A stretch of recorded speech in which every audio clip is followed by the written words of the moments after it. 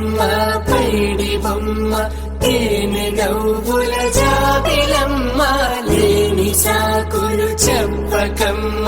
పట్టుబోణి కట్టవమ్మ నాన్నయదపై నిన్నటిదాకా అల్లరి ఆటలు ఆడినా చిన్నారి తల్లి నేత భుజములు నేడు చీరలు మోయునా